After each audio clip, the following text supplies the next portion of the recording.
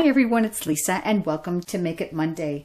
Today is week 8 in my series on dynamic duos where I teach you how to use the same products for 2 different projects.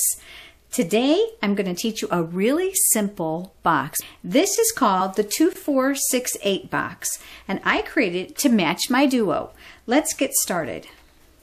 You're going to start with a piece of So Saffron cardstock and this is measured at 5.5 by 8.5. With your Stampin' Up! Trimmer, we're going to start by scoring at 2 inches, 4 inches, 6 inches, and here's the best part about the Stampin' Up! Trimmer. This little arm comes out and the leg comes down, and the last one is at 8 inches.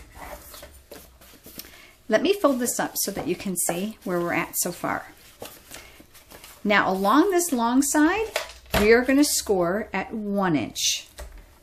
That's all there is to it. Get your bone folder handy because whenever you do a 3D project, you're going to want to make sure that you have it so that all the creases are nice and straight. It'll make your box stand up beautifully. Okay, this little corner right here we're not going to need, so we're going to cut that away.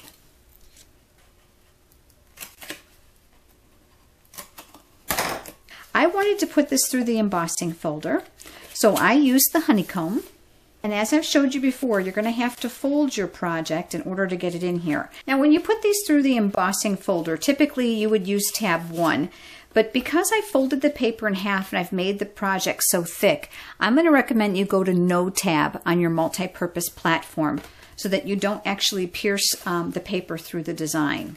We are going to slit up on those score lines along that 1 inch line that we made. Sticky strip is going to go right here. Now the easiest way to do this is to lay your project flat and just close it. A lot of people will want to hold the project and put it together in the air, and that's a lot more difficult.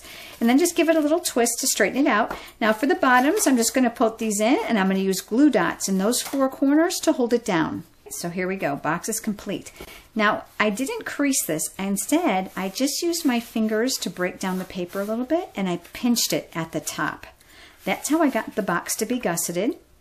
I filled it with a little filler, put some candy inside, and let's talk about the topper. This of course is the 2 3/8 inch scallop circle punch out of basic black cardstock. On the white cardstock I used the adorable stamp set called Crazy Mixed Up Love for the bee. I thought it needed a little bit of pizzazz. So with our small heart punch and our champagne glimmer paper, I punched out 2 hearts.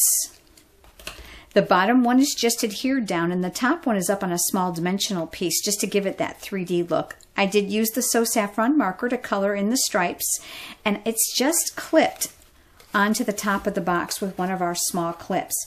And I added a beautiful piece of that gold baker's twine with a glue dot. Now let me show you the duo.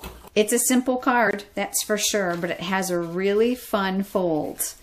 Now I teach a Creative Creases Club every single month, and starting today I'm going to be opening it up for an online club. So if you are interested in learning new ways to fold your cards, this is definitely something you're going to want to check out. So make sure you come back to tomorrow's post on my blog.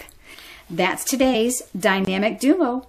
I look forward to seeing you next week for Make It Monday.